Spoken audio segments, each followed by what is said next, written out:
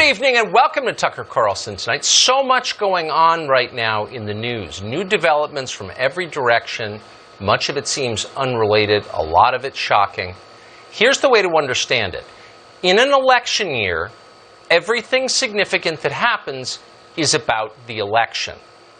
So all of these developments are in fact related. And here's the core question in every election. Who's up and who's down?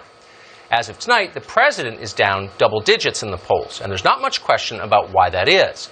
Americans are miserable. They're stuck at home. They are fearful. Millions of them don't have jobs. The percentage of Americans who believe our country is headed in the right direction has dropped off a cliff since this spring. Not coincidentally, that's when a strange new virus from China began to spread among our population. The rise of COVID-19 in the United States tracks almost precisely the decline of Donald Trump's approval numbers. And the political lesson from this is clear. The more damage the Wuhan coronavirus does to America, the harder it is for the president to get reelected. That's not speculation. It is the most certain fact in American politics. Every Democratic office holder understands that. If the population remains terrified, Democrats will have more power in January. So the Democratic Party has every incentive to keep Americans afraid and off balance. For the next 97 days, they plan to do that. That is their entire campaign strategy. It's the only thing they're running on. Yesterday, the news site Breitbart posted a video of a group of physicians giving a press conference about medical advances in the fight against COVID. Some of the news the doctors delivered was hopeful because there is hopeful news to report. 17 million people saw that video. The president retweeted it. This enraged Democrats. Any scientific advancement that reduces the suffering of Americans in an election year is a threat to Joe Biden's campaign. So they decided to pull that video off the internet. 15 years ago, that would have been absurd. You couldn't have done it.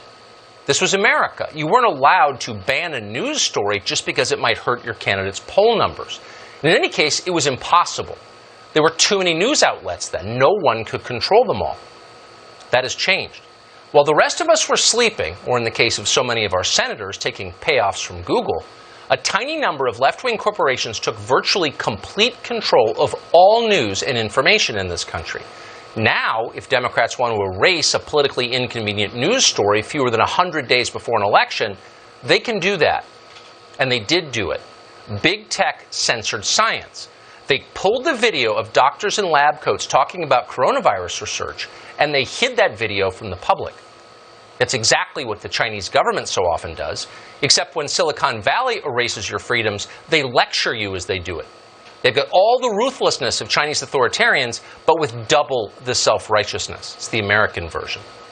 Thankfully, none of this applies to us at Fox News. We happen to work for one of the very few mass media companies left in America that is not controlled by Google or Facebook. We can report the news honestly. Big tech can't censor us, at least not right now. You're not allowed to watch these physicians on YouTube tonight, but we can show them to you here, and we're going to. Here's Dr. Bob Hamilton. I think that is important that all of us who are here today realize that our kids are not really the ones who are driving the infection. It is being driven by older individuals. And yes, we can send the kids back to school, I think, without fear. We need to not act out of fear. We need to act out of science. We need to do it. We need to get it done.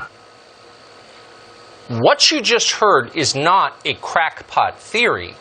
It is at the center of mainstream science. Increasingly, what you just heard represents the consensus among physicians and researchers around the world. Children are not meaningful vectors for the coronavirus.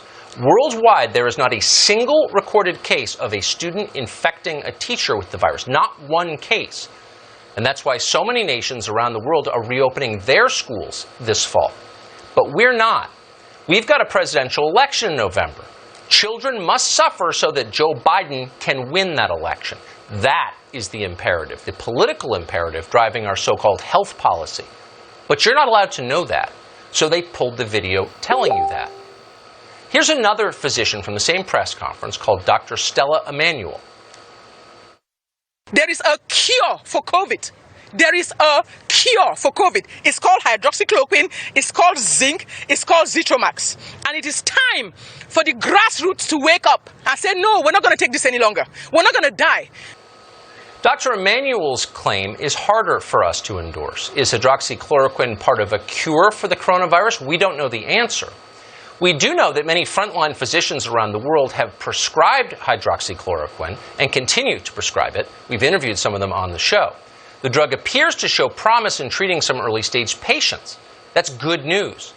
The science on hydroxychloroquine is not settled either way. Science rarely is settled. That's why it's science and not, for example, radical feminist theory.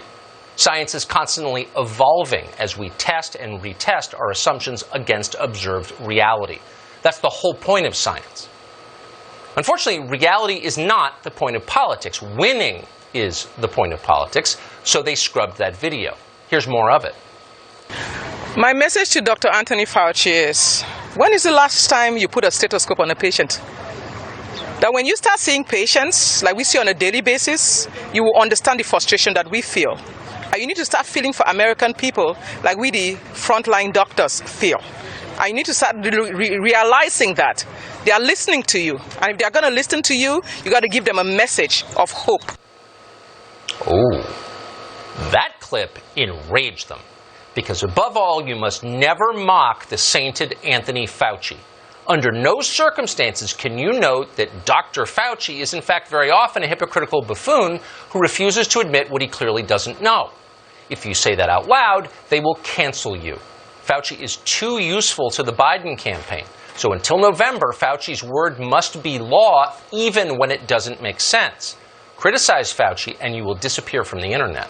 And so Dr. Emanuel disappeared from the internet. And then Google's countless toadies online did the cleanup work, the ugly stuff. The Daily Beast attacked Dr. Emanuel for the crime of getting her medical degree in Africa, and then suggested she believed in witchcraft, because, you know, Africans do that, right?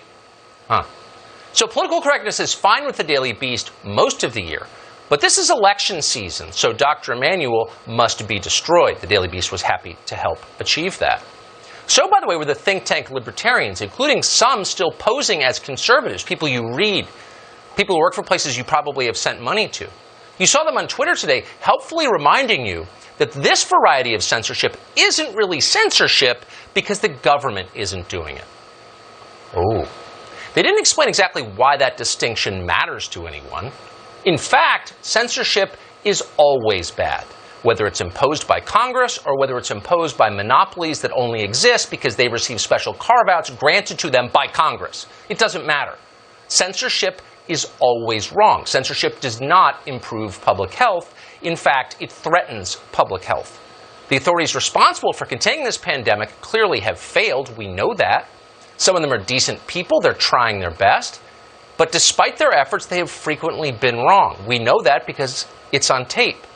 So what we desperately need now, as we always do in crisis, and especially in a crisis that can be solved by science, is more voices in the conversation, not fewer. Want proof? Here's the Surgeon General. Remember when he told us this?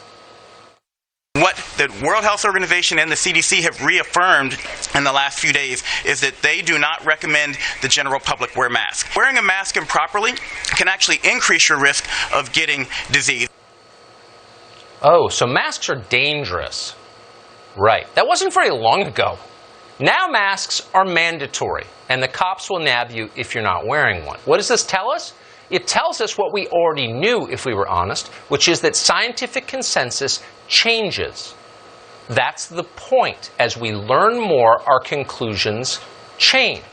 Legitimate scientists understand that. That's called the scientific method. Big tech companies don't care one way or the other because their goal is not the truth. Their goal is to control the outcome of an election. It's not to protect public health. This isn't about public health, and it's not about science. It never was. It's about power. And no one in the history of the world has ever had more power than Google and Facebook have right now. So we should have seen this coming. People with power abuse that power, and people who have absolute power abuse it absolutely, as we learned.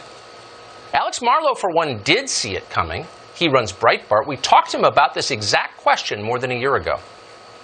This is the battle. They are trying to win the 2020 election by shutting down and censor the outlets that might give voices to the voiceless, the people disenfranchised.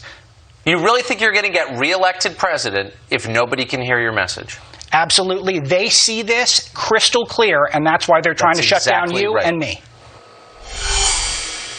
Alex Marlow rejoins us tonight. Alex